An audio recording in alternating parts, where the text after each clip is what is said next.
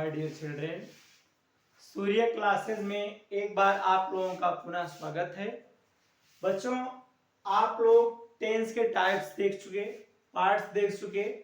आज मैं आप लोगों को उसके एक्सरसाइज के बारे में बताने वाला हूं, बहुत ही आसान तरीके से, जिससे आप ट्रांसलेशन कर सकें।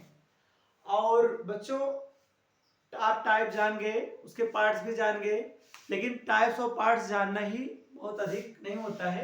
उसके साथ साथ आपको एक्सरसाइज आना चाहिए, ट्रांसलेशन करना आना चाहिए, तभी आप कोई चीज आगे बढ़ सकते हैं इंग्लिश में। तो चलिए देखिए, बहुत ही आसान तरीके से, जैसे पहला एग्जांपल लेता हूं बच्चों। इसमें affirmative, negative, interrogative, WH type question सभी इंक्लूड कर दूंगा। जैसे वह खाना खाता है,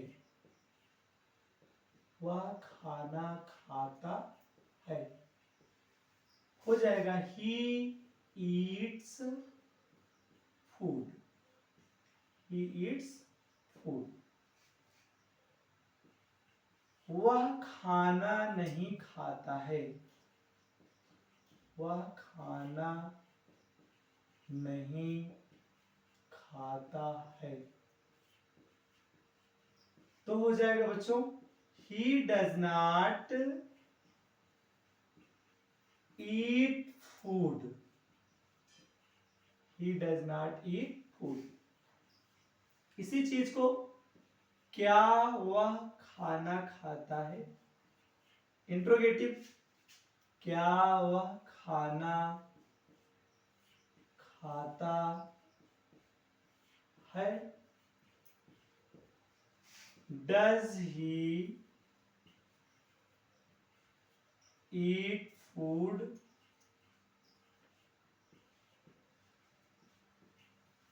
बच्चों अब इसी चीज को हम WH टाइप क्वेश्चन में कर सकते हैं। वह क्या खाता है, वह क्या खाता है, हो जाएगा व्हाट डज ही ईट,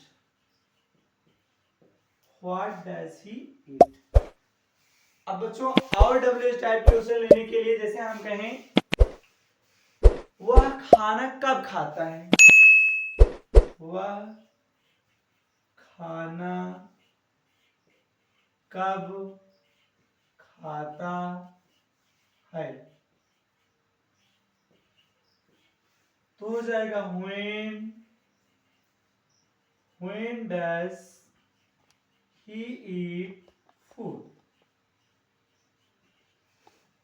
इस तरीके से बच्चों हम एक सेंटेंस लेकर के आपको अफर्मेटिव, निगेटिव और इंट्रोगेटिव WH टाइप क्वेश्चन जितना आप चाहें उतना सेंटेंस बना सकते हैं, लेकिन आपको बेस पता होना चाहिए, तभी आप बना पाएंगे। अब जैसे यहाँ आपको पता चला ही के साथ डज नॉट लगा, तो आपको पता होना चाहिए बच्चों कि एक वचन कर्ता अर्थात सिंगुलर के साथ ही, सी, इट कोई नाम आ जाए, नेम आ जाए, तो उसके साथ हम डज नॉट का प्रयोग करेंगे। किसका? डज नॉट, मतलब सहायक क्रिया डज। और कोई प्लूरल वर्ब आ जाता है, आई, वी, दे, यू आ जाता है, तो उसके साथ हम डू नॉट का प्रयोग करते हैं। ये पता होना चाहिए।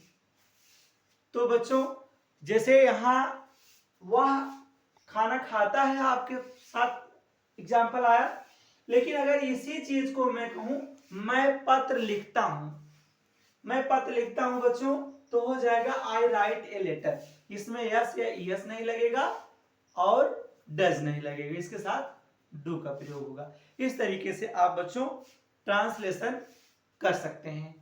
अब इसको मिटाते हैं और हम आपको आगे बताते हैं।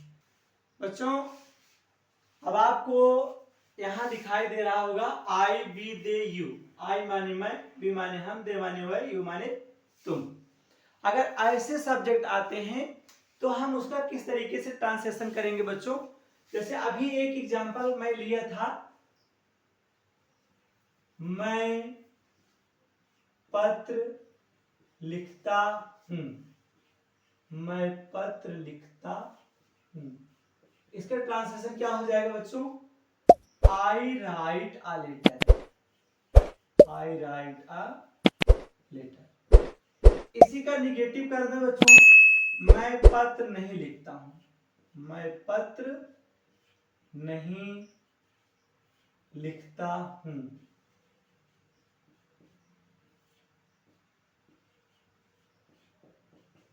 तो हो जाएगा I do not write a letter.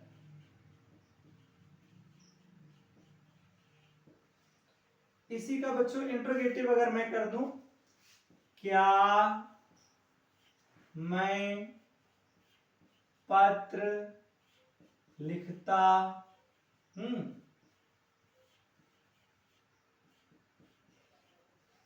तो हो जाएगा do I write a letter. Do I write a letter. इसी का बच्चों अगर WH टाइप क्वेश्चन में हम कर दें, जैसे मैं क्या लिखता हूं? मैं क्या लिखता हूं? मैं क्या लिखता हूं, क्वेश्चन मार्क लगाना मैंडेटरी है। तो हो जाएगा what do I right. What do I right. बच्चों जैसे यहां मैं पत्र क्यों लिखता हूं? मैं पत्र